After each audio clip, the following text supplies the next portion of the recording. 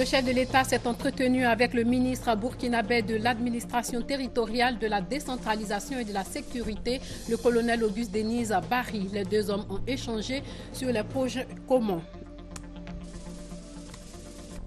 L'Ivoirien Tidiane Thiam prend les rênes de Crédit Suisse. L'homme d'affaires franco-ivoirien va diriger l'une des principales institutions financières au monde. Fondée au milieu du 19e siècle et comptant plus de 45 000 collaborateurs pour environ 1 200 milliards d'euros d'actifs gérés. Clôture de la première session extraordinaire 2015 de l'Assemblée nationale. 3 nouvelles lois votées. Madame, Messieurs, bonsoir et merci de suivre ce journal. Le président de la République, Alassane Ouattara, a reçu le ministre burkinabé de l'administration territoriale, de la décentralisation et de la sécurité. Auguste Denise Barry dit être porteur d'un message du président du Burkina Faso. Sur la table aussi, les projets communs aux deux pays. On en sait plus avec Awa Touri. Le ministre de l'administration territoriale, de la décentralisation et de la sécurité du Burkina Faso, le colonel Auguste Denise Barry, était porteur d'un message du président de la transition, président du Faso, Michel Kafando, au président de la République, Alassane Ouattara. L'occasion aussi, selon le colonel Auguste Denise Barry, d'échanger avec le chef de l'État sur les grands projets communs à la Côte d'Ivoire et au Burkina Faso, notamment l'autoroute Abidjan-Ouagadougou et la boucle ferroviaire Abidjan-Ouagadougou, Kaya-Dori, Niamey, Parakou, Cotonou. Il y a des projets communs, notamment l'autoroute. Il y a également les chemins de fer, qui sont des projets structurants du point de vue économique, mais également structurants du point de vue du développement de nos deux pays, et pour lesquels son Excellence a souhaité que nous puissions travailler donc très rapidement à faire une évaluation et qu'à partir de cette évaluation, nous puissions donc travailler à la concrétisation donc de ces projets chers à nos deux États. Il a été également question de traités d'amitié et de coopération que nos deux pays envisagent d'organiser à bonne date, et les commissions techniques devraient pouvoir se réunir très prochainement pour que cette rencontre de très haut niveau puisse se tenir et qu'un certain nombre de préoccupations, évidemment, que l'on retrouve au niveau de nos deux États puissent être discutées à ce niveau et que les solutions appropriées puissent leur être trouvées. Le colonel Barry a par ailleurs félicité le président de la République Alassane Ouattara et le peuple ivoirien pour la victoire des éléphants à la CAN 2015 en Guinée équatoriale. Lors de la visite du couple présidentiel dans le Bassa-Sandra, les populations de Buyo ont reçu des dons de la première dame Dominique Ouattara. Ces dons vont permettre aux femmes en particulier de se prendre en charge. Le reportage de Thomas Guessambi. Faire bon usage de toute occasion qui se présente. Cette recommandation des Saintes Écritures, Buyo en fait sienne. Le jeune département, en allant à la rencontre de la délégation du cabinet de la Première Dame au stade de la ville, y est allé avec deux motivations. Montrer sa capacité de mobilisation quand le temps l'exige et présenter aux émissaires de Dominique Ouattara les difficultés du moment. Yao Patricia Sylvie, au nom de l'époux du chef de l'État, salue la mobilisation exceptionnelle avant de répondre avec des dons à l'appui aux besoins des populations de Buyo. En ce qui concerne le domaine de la santé, chers parents, vous recevez aujourd'hui une ambulance. Je pense qu'elle était très attendue, car Buyo n'avait plus d'ambulance malgré les efforts des élus, de M. le maire, m'a-t-on dit. Aujourd'hui, Buyo était dans le besoin et voici que la Première Dame répond à cette attente en venant vous apporter une ambulance. Vos yeux sont témoins de ce que l'épouse du président de la République vous fait cadeau aujourd'hui. Cependant, je voudrais vous rassurer, vous dire que toutes vos doléances seront transmises fidèlement au couple présidentiel. C'est avec empressement que les heureux bénéficiaires se prêtent au micro de l'équipe de reportage pour exprimer toute leur gratitude. Nous, femmes de Buyo, nous lui disons merci et que nous sommes prêts pour emprunter le train de l'émergence. Au total, ce sont plus d'une centaine de millions de francs CFA de dons en nature dont bénéficie Buyo dans l'action sociale de la première dame Dominique Ouattara. Le ministre d'État, ministre de l'Intérieur et de la Sécurité Ahmed Bakayoko a félicité les députés pour leur mobilisation lors de la visite du chef de l'État dans le Bas-Sassandra à Boussadougou. Rencontre conviviale entre le ministre d'État, ministre de l'Intérieur et de la Sécurité Ahmed Bakayoko et les membres du corps préfectoral du district du Bas-Sassandra. Il s'est agi pour l'ensemble du corps préfectoral de traduire sa gratitude et sa reconnaissance au chef de l'État Alassane Ouattara et au ministre d'État Ahmed Bakayoko qui œuvrent à ce que chaque autorité préfectorale ait tous ses attributs de commandement. Le ministre d'État, ministre de l'Intérieur et de la Sécurité Ahmed Bakayoko a félicité le corps préfectoral du district du Bas-Sassandra pour sa mobilisation et son engagement pour le bon déroulement de la visite d'État du président Alassane Ouattara dans le Boklé, l'Annawa et San Pedro. Il a dit l'engagement du gouvernement à trouver des réponses à leurs préoccupations avant de les inviter à être des artisans de la paix. Soyez des représentants républicains de l'administration, pensez d'abord à la paix en Côte d'Ivoire. Anticipez sur toutes les questions pour que dans votre zone, il y ait la paix. Vous savez, il y a tellement de possibilités de conflits quand il y a ces questions d'élection, parce que l'ego des hommes, vous êtes là, vous devez être au-dessus des partis, vous devez tout faire pour préserver la paix.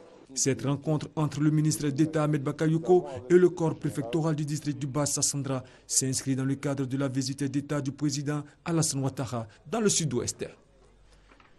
De nombreuses zones de la ville de San Pedro n'étaient pas électrifiées, ce qui accroît l'insécurité dans la ville balnéaire. La visite du président Ouattara dans le Bas-Sassandra a permis au ministre de l'Énergie et du Pétrole de procéder à la mise sous tension de ces zones et de l'aéroport de San Pedro. Le reportage de Thomas Guissambi. À la demande expresse du chef de l'État Alassane Ouattara, fait la lumière pourra désormais illuminer de sa robe étoilée tout le périmètre de l'aéroport de San Pedro. La mise sous tension de l'éclairage de ce lieu stratégique s'est faite par le premier responsable gouvernemental de l'énergie. Les agents de Sécurité SAM qui sont chargés d'assurer la sûreté des vols. Alors, ils ont la lumière sur la piste et ils dormaient dans l'obscurité. Le président a demandé que ceci soit corrigé et je suis très heureux. Par cet acte, c'est le travail d'exploitation qui gagne désormais en efficacité, au dire de ce responsable de la Sodexam. Quand nous avions des avions qui viennent la nuit, surtout que Air Côte d'Ivoire opère la nuit, nous avons du mal à parquer les avions dans cet espace-là. Et voici qu'aujourd'hui, c'est une chose faite. On a mis des projecteurs, mais l'espace n'était insuffisant pour parquer tous les véhicules qui viennent. Mais voici que la situation est libérée et nous sommes vraiment heureux. Maître d'œuvre de l'opération, le directeur général de Côte d'Ivoire Énergie assure et rassure sur la bonne exécution du programme présidentiel en la matière. Comme c'est le cas dans toutes les régions visitées par le chef de l'État, avant les visites, le ministre du Pétrole et de l'Énergie nous demande de faire des visites de constat et pour élaborer un programme donc spécifique pour améliorer la qualité de l'éclairage public, la qualité d'alimentation de tous les quartiers, mais aussi et surtout pour alimenter les villages qui ne sont pas encore raccordés. Grand bénéficiaire sans doute de cet éclairage, les habitants des environs ne boudent pas leur plaisir à rester sous les lampadaires nouvellement allumés. Le bureau de l'Association des professionnels des banques et établissements financiers APBF a remis au Premier ministre Daniel Kablan-Duncan l'acte qui résume leurs réflexions pour l'amélioration du partenariat banque-PME-PMI. Alexis Zaouedraogo nous en dit plus. Les banquiers aux côtés de l'État de Côte d'Ivoire pour soutenir la relance économique du pays. Lundi, le premier responsable de l'Association des professionnels du secteur a offert au chef du gouvernement l'acte résumant leurs réflexions pour améliorer leurs prestations dans le partenariat banque-État, banque-secteur privé. L'insuffisance des financements des PME, objet de notre préoccupation, relève autant de la responsabilité des entreprises que de celle des banquiers et des pouvoirs publics.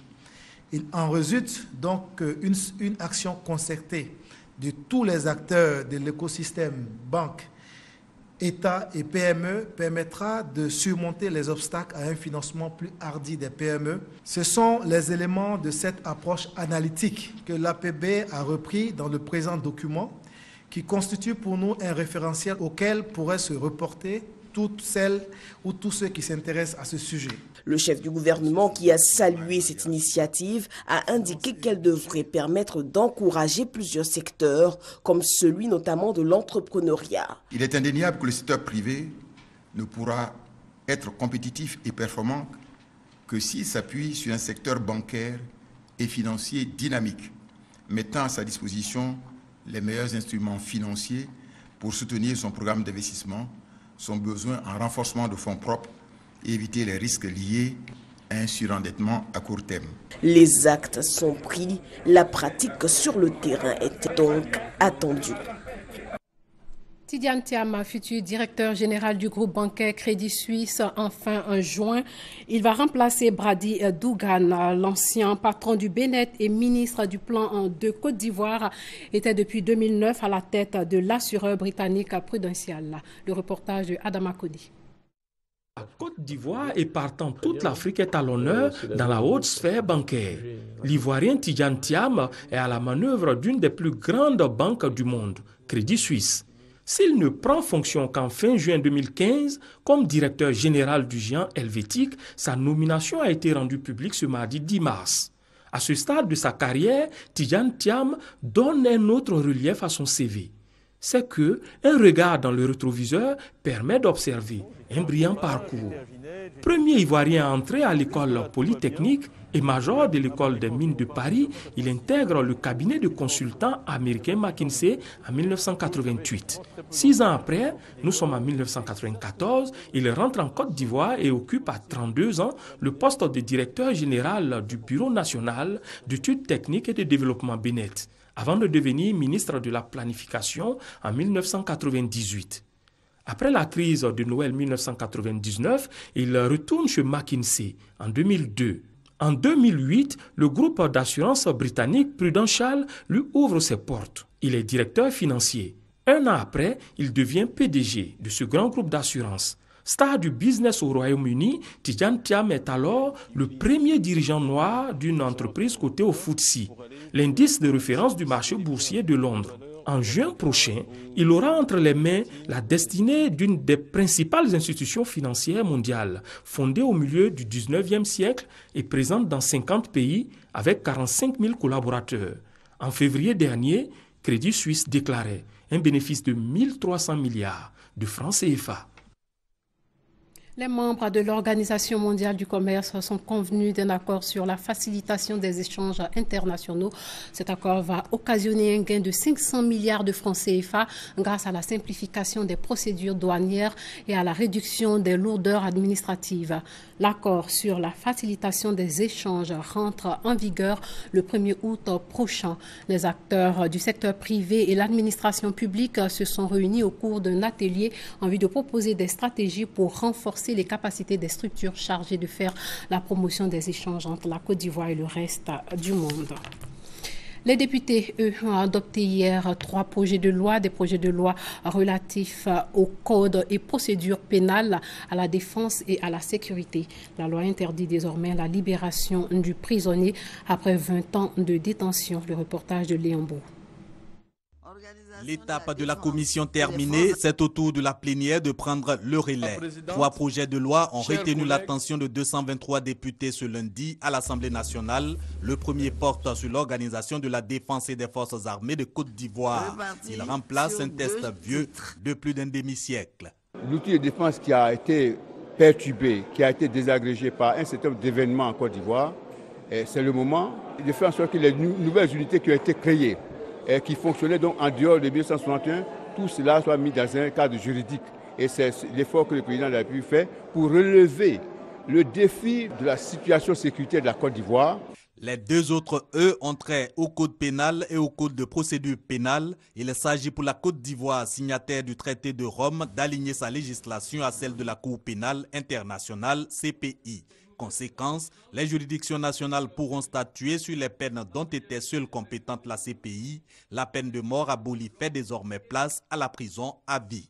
Au départ, il y a des peines qui allaient jusqu'à 20 ans, mais des peines graves. Mais on était obligé de s'arrêter à 20 ans par rapport à la peine. Mais aujourd'hui, on va au-delà. Et ça aussi, ça va faire réfléchir les criminels. Ce sont des lois qui nous ont permis de mettre à jour, de mettre en conformité la loi même, c'est-à-dire le code pénal et le code de procédure pénale en conformité avec la Constitution. Cette plénière pour voter ces 3 projets de loi marque la clôture de la première session extraordinaire de la 2e législature de l'Assemblée nationale, ouverte le 23 février 2015. Procès de Gbagbo, le verdict est tombé, des peines allant de 18 mois avec sursis jusqu'à 20 ans de prison ferme. L'ex-première dame Simone Gbagbo Dobo-Blevagba Fosigno, condamné à 20 ans de prison ferme. Quant à Afin Guessan, il écope de 18 mois avec sursis. Le reportage de Hamza Diaby. 20 ans d'emprisonnement avec 10 ans de privation des droits civiques, voilà le verdict prononcé contre Simone et Yves Gbagbo ce lundi. L'ex-première dame, tout comme Dobo-Blé Bruno et Gbagbo Fosigno, est reconnue coupable d'attentats contre l'autorité de l'État, de troubles à l'ordre public et de participation à un mouvement insurrectionnel. Dakourita Blé-Philippe, Aboudraman Sangaré et Michel Gbagbo écopent, eux, de 5 ans d'emprisonnement avec 5 ans de privation. Afin Guessan, lui, prend 18 mois avec sursis. Il a déjà purgé sa peine, il est donc libre. Le verdict satisfait les avocats de l'État de Côte d'Ivoire. Il y a eu plus de 3000 victimes en Côte d'Ivoire. Et je l'ai dit lors des plaidoiries, on a même brûlé des gens, des personnes vivantes. Donc pour cette seule raison, je crois que l'État de Côte d'Ivoire que nous représentons, nous sommes satisfaits des décisions rendues. Parce qu'au moins, on a soigné l'impunité en Côte d'Ivoire ne doit plus continuer. Gilbert Akengbo, Christine Adjobi, Alcide Djedje et Daniel Boni-Clavry sont condamnés à 24 mois avec sursis. Une quinzaine d'accusés, dont des journalistes, ont été acquittés purement et simplement. Les avocats de la défense entendent se pourvoir en cassation. Sur quoi repose cette condamnation de 20 ans? C'est ce que nous n'acceptons pas. Nous ne pouvons pas apprécier cette condamnation. Nous allons nous pourvoir en cassation. Ils ont donc 5 jours francs pour le faire. Passé ce délai, ils ne seraient plus recevables. Après 9 heures de délibération suite à la prise de parole de chacun des accusés, le procès a pris fin à 1h30 du matin. Cette journée marque la fin d'un procès qui a démarré le 26 décembre dernier avec 79 personnes dans le box des accusés. 2000 milliards de francs CFA de dommages et intérêts sont exigés par la partie civile, toute chose que conteste la défense.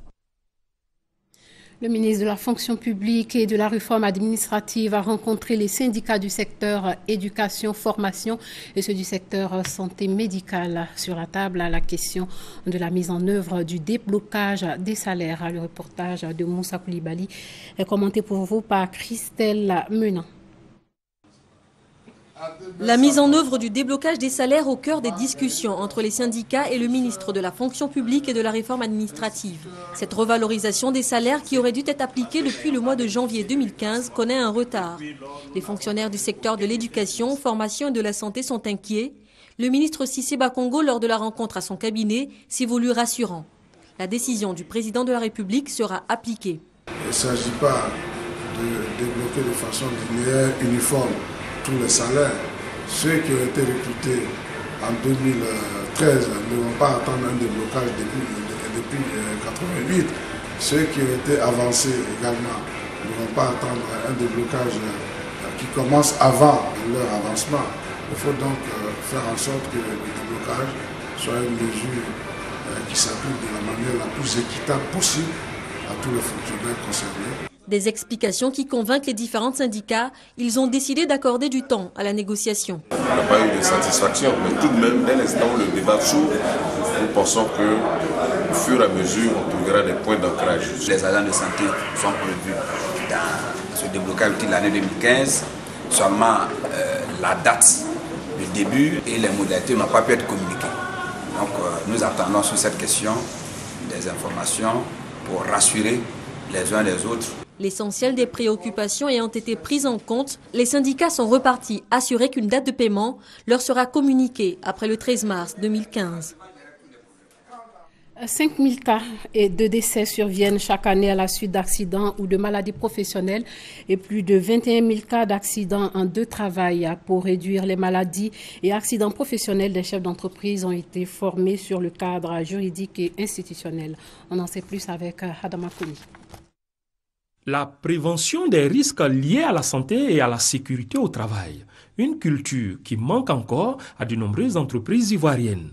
Les résultats d'une série d'inspections effectuées en 2012 dans 50 entreprises de la zone industrielle de Yopougon révèlent que seuls 5% de ces entreprises effectuent des visites médicales réglementaires sans toutefois rédiger un rapport annuel d'activité du service médical. Un constat qui justifie la tenue de ce séminaire où les experts vulgarisent le cadre juridique et institutionnel de la santé et de la sécurité au travail. Objectif, amener les responsables d'entreprise à se conformer aux règles et à investir dans les ressources humaines, facteurs de performance. Il est impossible d'aller vers une Côte d'Ivoire émergente avec des entreprises ne respectant pas les règles de la sécurité. Parce que nous pensons que l'individu est au centre de l'entreprise. Des travailleurs en bonne santé, c'est l'entreprise qui gagne. Lorsqu'on a une ressource humaine qui est en bonne santé, qui est valide, la productivité augmente forcément. Donc il y a un gain pour les employeurs. À cette rencontre, les chefs d'entreprise sont également sensibilisés sur l'installation et l'animation des comités d'hygiène, de sécurité et de conditions de travail. Parlons de ce séminaire sur la présentation du rapport d'étude d'un plan stratégique Côte d'Ivoire, pays émergent en 2020. Les potentialités et les faiblesses de l'économie ivoirienne ont été mises à nu, ce qui a permis de corriger certaines approches de la problématique et de lancer la phase 2 de l'étude. Alexis Ouedraogo. Atteindre l'émergence de façon pratique nécessite une méthodologie. Pour l'établir, l'État de Côte d'Ivoire et l'OCDE ont initié des études avec pour objectif de définir un plan stratégique Côte d'Ivoire émergente en 2020. Lancée en septembre 2014, la première phase a consisté à établir le diagnostic des obstacles et autres moteurs de croissance de la Côte d'Ivoire. Ça a été vraiment un échange entre experts, un échange entre techniciens pour pouvoir bâtir le meilleur scénario possible pour l'émergence de la Côte d'Ivoire en 2020. La seconde phase, en cours jusqu'à la mi-novembre, consistera à mesurer la compétitivité de l'économie ivoirienne. Notons que la Côte d'Ivoire est le premier pays africain qui a souhaité que l'OCDE procède à l'examen multidimensionnel de son économie. Nous avons déjà fait l'esquisse d'ailleurs de cette deuxième phase pour voir quels sont les moteurs de croissance de la Côte d'Ivoire et également quelles sont les voies et moyens pour que les Ivoiriens puissent profiter de la forte croissance actuellement en cours. Des examens similaires, il faut le souligner, sont en cours en Birmanie, aux Philippines et en Uruguay. L'Union des radios de proximité de Côte d'Ivoire a organisé sa 3e session de formation. Objectif, renforcer les connaissances des animateurs des radios de proximité en ce qui concerne la maladie à virus Ebola. Doigt des lasers et Félix Amani. 24 radios communautaires mobilisées contre la maladie à virus Ebola. Les animateurs de ces radios de proximité sont formés et outillés sur les méthodes de lutte contre cette maladie dangereuse. Les responsables de l'Union des radios de proximité de Côte d'Ivoire situent les enjeux de cette rencontre. Des journées d'information à l'endroit de 100 radios communautaires en Côte d'Ivoire. Vous savez que depuis mars 2014, cette maladie-là a changé nos habitudes culturelles et alimentaires. Donc il était important que les radios s'engagent à fond pour la lutte contre cette maladie-là. Avoir l'information juste à travers le ministère de la Santé pour en tout cas mieux informer et éduquer nos populations. Après la présentation des outils de communication et des enseignements sur la maladie Ebola, les participants se réjouissent des connaissances acquises. Les radios privées non commerciales sont au contact des populations. Ces radios sont chargées naturellement de relayer les informations, vendre le message qui concerne la lutte contre le virus Ebola. Je pense que c'est une donnée stratégique. Le virus Ebola a enregistré en 2014 plus de 2000 morts en Guinée-Conakry, au Libéria et en Sierra Leone. Le virus à fièvre Ebola n'a pas pu franchir les frontières ivoiriennes à cause des dispositifs de prévention et du respect des consignes du ministère de la Santé et de la lutte contre le sida. Booster la production risicole en Côte d'Ivoire pour une autosuffisance alimentaire en riz. Cela passe nécessairement par la mécanisation. Pour y arriver, l'Office national du développement de la riziculture et la Société ivoirienne de technologie tropicale ont signé un partenariat. Marina Atta et Francis Boifo nous en parlent. Au niveau du champ, le diffuseur d'abord, on a des motoculteurs qui sont là. Est-ce qu'ils sont adaptés? On peut faire venir des motoculteurs qui ont déjà été utilisés ailleurs. Ces motoculteurs ont besoin d'être adaptés aux conditions d'exploitation ivoiriennes. Quand on a récolté le paddy, il faut le battre, il faut le sécher. Ensuite, une fois c'est battu, c'est séché, il faut envoyer la machine pour décortiquer. Pour toutes ces étapes-là, on a besoin d'une innovation technologique. Voilà qui a motivé la signature de cet accord de partenariat entre l'Office national de développement de la riziculture, ONDR, et la Société ivoirienne de technologie tropicale, I2T. Il y a des technologies existantes que nous allons très rapidement proposer à l'ONDR en vue d'accélérer la phase d'implémentation de la nouvelle stratégie, en tenant compte des particularités propres à la Côte d'Ivoire. L'objectif à atteindre par le développement des technologies dans la filière riz, augmenter la production de 1 350 000 tonnes actuellement à 1 900 000 tonnes en 2016 et répondre à la demande nationale de riz. Mieux, la Côte d'Ivoire a l'ambition d'exporter du riz local blanchi en 2018. Le jardin public de Daloa a besoin d'être rénové. Ce lieu est en piteux état depuis longtemps. L'ADDR, l'autorité pour le désarmement, la démobilisation et la réinsertion, participe à la rénovation de ce jardin. Chantal Eouma Ankrada. Des brouettes, des bottes, des pioches, des pelles, des râteaux et des gants d'une valeur de 3 500 000 francs CFA pour mener à bien le projet de rénovation de la place de la solidarité de la ville de Daloa. Un groupe d'ex-combattants en phase de réinsertion dans le tissu socio-professionnel a reçu ce lot de matériel de l'Autorité pour le désarmement, la démobilisation et la réinsertion, ADDR.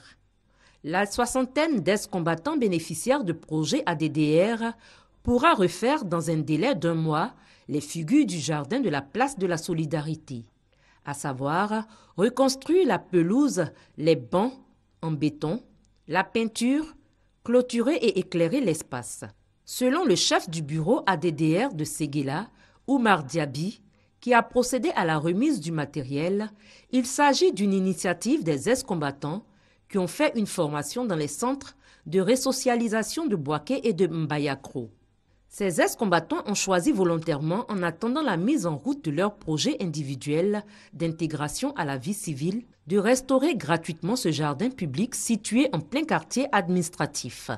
Tout en bénéficiant de l'appui logistique de la DDR, ces ex-combattants veulent ainsi contribuer à leur manière à soulager les populations qui ont aussi souffert des différentes crises. Sachez que le premier tour de l'élection présidentielle en Guinée aura lieu le 11 octobre et les élections locales se tiendront fin mars à 2016. Une annonce faite par le président de la commission électorale guinéenne. Au Mali, après l'attaque meurtrière survenue dans la nuit de vendredi à samedi qui a fait 5 morts, les services de sécurité relatent avoir fait la découverte d'un camp d'entraînement dans la périphérie de la capitale quelques jours avant les faits, ce qui pourrait avoir un lien avec l'attentat selon les autorités maliennes. Et puis au Nigeria, 7 personnes sont mortes et 17 autres ont été blessées dans une explosion dans un marché de Maiduguri, la capitale de l'état de Borno, dans le nord-est du Nigeria. Selon des témoins, un kamikaze s'est fait exploser dans ce marché très fréquenté. Les opérations de secours sont en cours.